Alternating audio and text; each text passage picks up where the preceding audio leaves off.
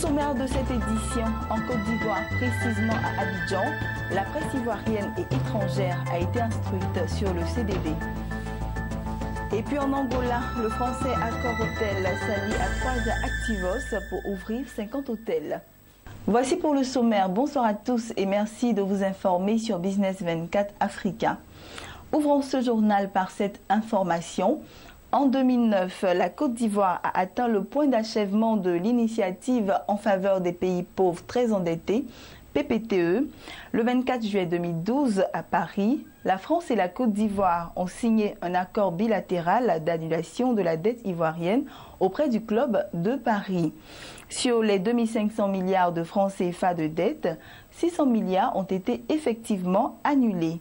Les 1900 milliards restants doivent être payés par la Côte d'Ivoire avant de revenir sous forme de subventions pour financer les projets de développement. Et c'est ce mécanisme qui est appelé le contrat de désendettement et de développement C2D.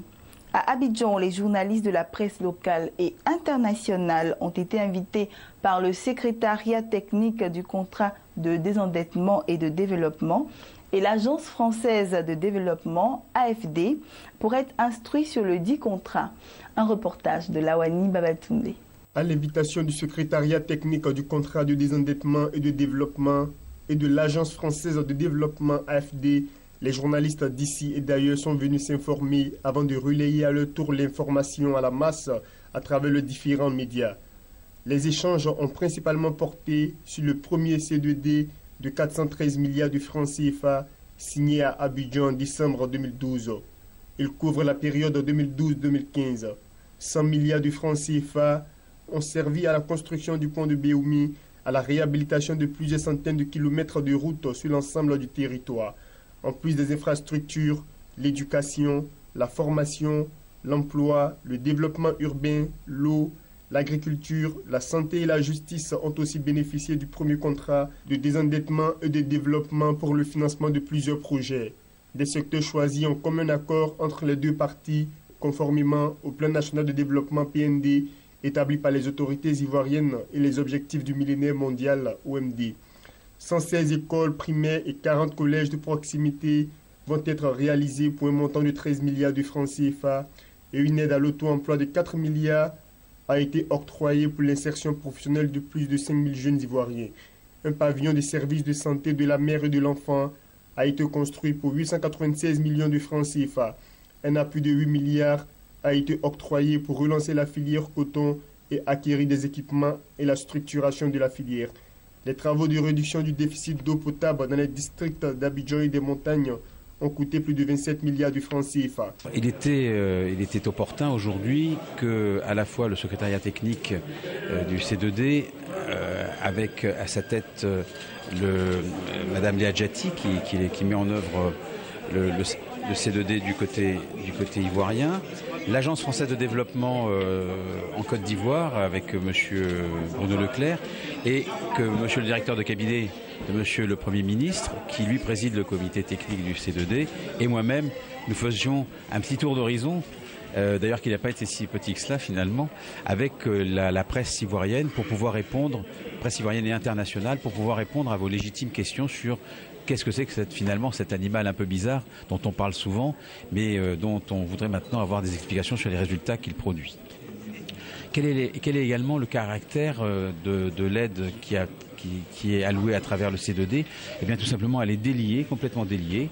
Ce sont les procédures de la Côte d'Ivoire qui sont appliquées, donc c'est complètement ouvert. Alors par exemple, on voit que si l'on parle par rapport à des entreprises françaises, il y a un certain nombre d'entreprises d'autres nationalités qui ont obtenu des marchés, notamment de bâtiments et de travaux publics. Alors là, c'est le meilleur qui gagne, mais là, j'ai tout à fait confiance dans nos entreprises, quelles qu'elles soient, pour être effectivement très performantes et apporter la meilleure qualité de travail dans le cadre du C2D en Côte d'Ivoire. Au niveau du CDD, le dernier, celui qui va commencer bientôt, il y a eu 3 000 milliards de projets qui ont été introduits. Et il fallait revenir aux 738 milliards, puisque c'est 703 milliards qui étaient disponibles.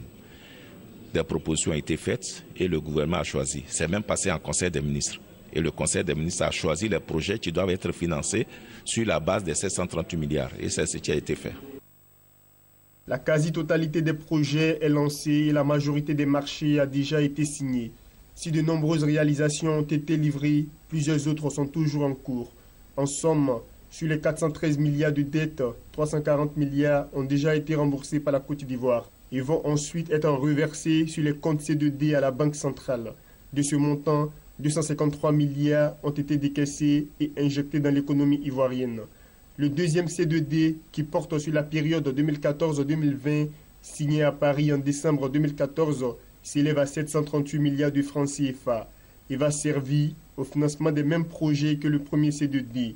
125 milliards de francs CFA vont être injectés dans les infrastructures, 128 milliards au développement urbain, à l'eau et à l'assainissement, 125 milliards à l'éducation, à la formation et à l'emploi, 80 milliards de francs CFA à l'agriculture et au développement rural, 45 milliards à la santé et à la protection sociale et 5 milliards de francs CFA au renforcement de la justice. Après les deux phases du contrat de désendettement et de développement, 748 milliards de francs CFA devront être payés par la Côte d'Ivoire.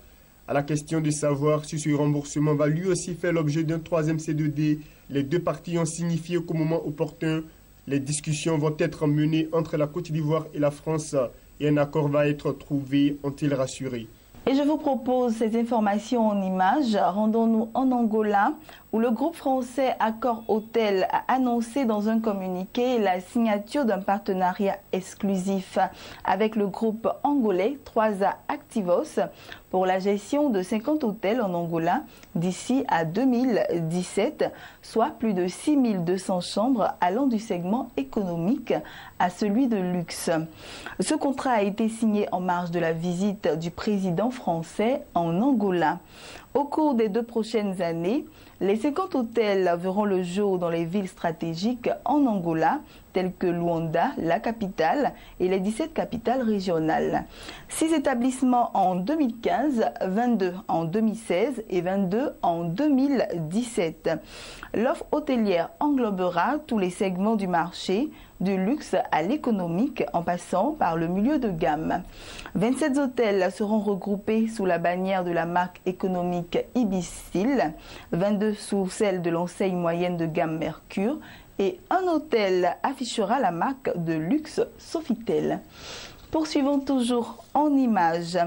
Le Saoudien Al-Walid Ben Talha, président du Kingdom Holding, a annoncé sa décision d'allouer l'essentiel de sa fortune, soit 32 milliards de dollars, à des œuvres humanitaires.